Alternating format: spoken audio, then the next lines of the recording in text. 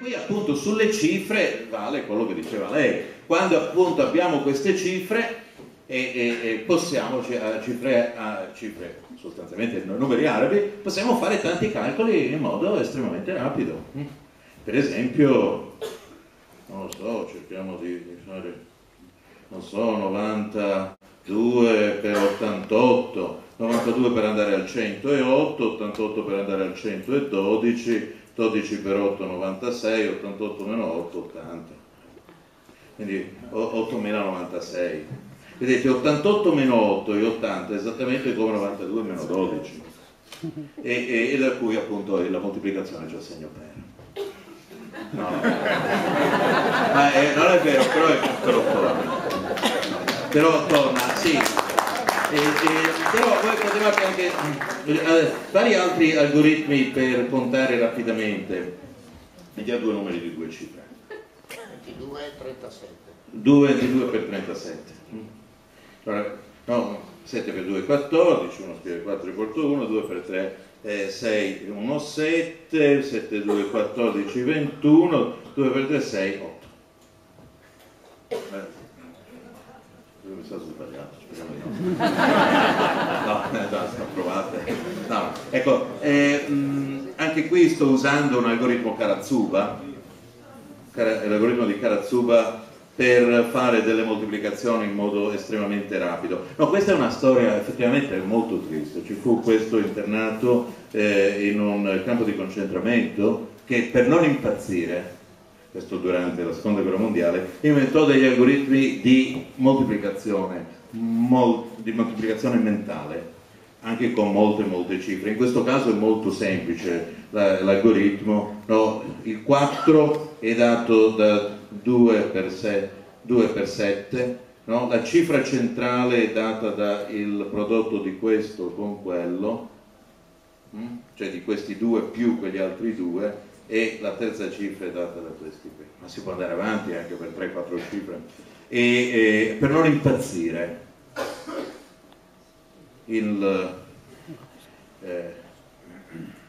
adesso mi sfugge il nome, appunto si inventò questi algoritmi mentali e faceva queste moltiplicazioni mentali con numeri molto lunghi, ed è una tecnica che anch'io uso in consiglio comunale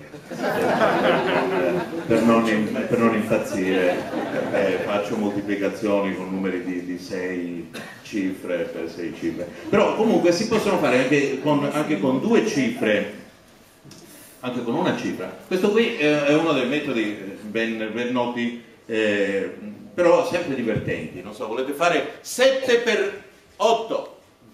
Allora, 6, 7, quindi l'indice, 6, 7, 8, quindi il medio. Quindi avete l'indice e il medio, li mettete vicini uno vicino all'altro, poi le decine sono le dita da questa parte fino a quelle due che si toccano, quindi 1, 2, 3, 4, 5, 50, qui ne rimangono 3, qui ne rimangono 2, queste le moltiplicate tra di loro, 3 per 2 6, 50 più 6 fa 56.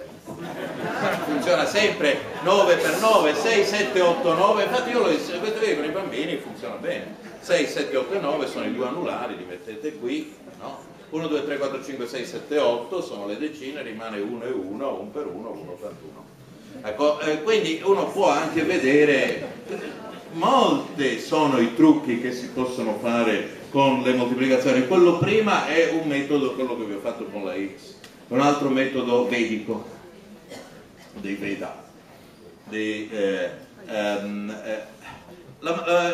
quindi anche delle cose molto semplici, come per esempio le moltiplicazioni, nascondono, o le operazioni, non solo si possono fare rapidamente, perché alla fine, capite, per fare il prodotto di due numeri di due cifre, 22 per 37, io in realtà ho fatto 4 operazioni.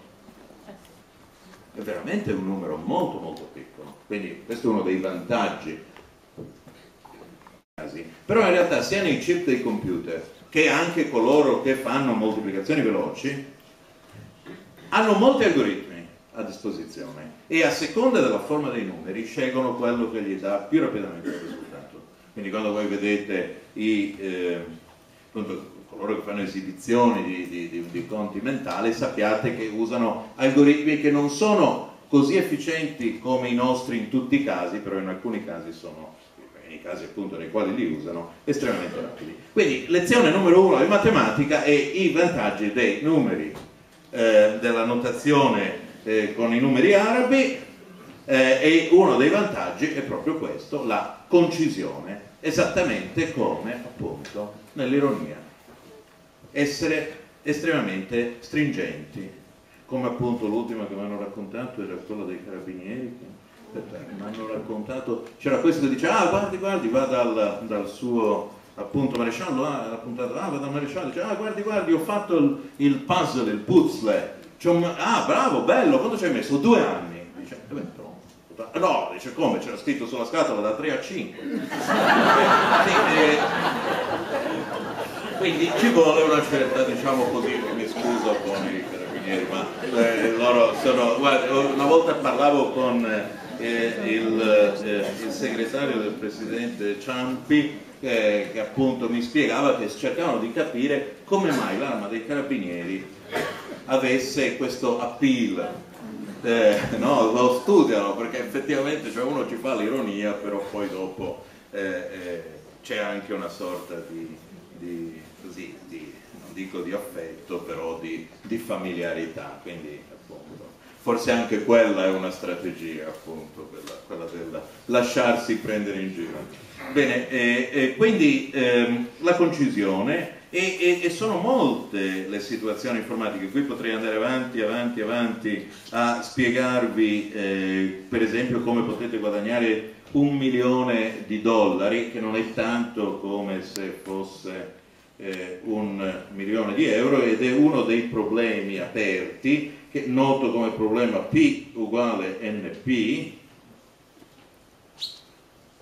ed è forse il problema informatico più difficile, più importante, ancora non risolto, che è quello che dice, appunto, se fosse risolto affermativamente, che tante situazioni nella vita quotidiana che apparentemente non hanno un algoritmo efficiente, che ormai abbiamo capito vuol dire che è un po' fatte le debite proporzioni, come la rappresentazione di un numero con le cifre arabe, cioè logaritmico, in realtà, diciamo, si possono risolvere in modo rapido. Se P invece è diverso da NP, allora no. Uno dei problemi più interessanti è proprio quello degli spiccioli. Quando uno si trova appunto portamonete, che io peraltro ho lasciato in macchina, adesso non ho, però quando uno ha già il suo gruzzoletto di spiccioli, no? E va non so, una mattina fare colazione, poi dici, ma non so, €2,70, insomma, quello che viene. Ecco, uno che cosa può fare? Beh, o inimicarsi per sempre la cassiera, e dandogli in questo, non so, una banconota da €10 e pretendendo il resto, oppure, diciamo, cercare così di ammiccare, di sviluppare qualche rapporto empatico con la cassiera e darglieli esatti. €2,70, ecco, €2,70. Però gli conviene in questo caso comunque cercare di liberarsi del maggior numero di spiccioli, perché così appunto dopo non ha più bisogno di tirarsi sul pantalone, no? Perché adesso è una giornata. Ebbene, questo è un problema che ancora non ha una sua risposta molto efficiente. È chiaro che poi nei casi delle monete che noi ci portiamo dietro a portamonete si possono sempre risolvere in modo no, per casi, però il problema generale, che è quello, dato una serie di numeri positivi e negativi, dato una sequenza di numeri positivi e negativi, non so, -2, +3, -22, +37, +1, +1, +18, no? Chiedersi se esiste una scelta di questi numeri che dia somma 0, una cosa abbastanza, diciamo, banale. Questo si chiama zero sum problem, no? Ecco, questo problema non c'è altro modo che provare in tutti i modi possibili. Nessuno conosce un algoritmo efficiente, un algoritmo rapido per scoprire questo. Vuoi dire, ma che problema stupido? Va bene. Però vi ho detto che con la storia è molto parente dalla storia di capire se in tasca abbiamo il numero di spiccioli esatti per pagare appunto una qualche consumazione. Ecco, quindi tutta l'informatica è proprio questo sforzo di arrivare al logaritmo.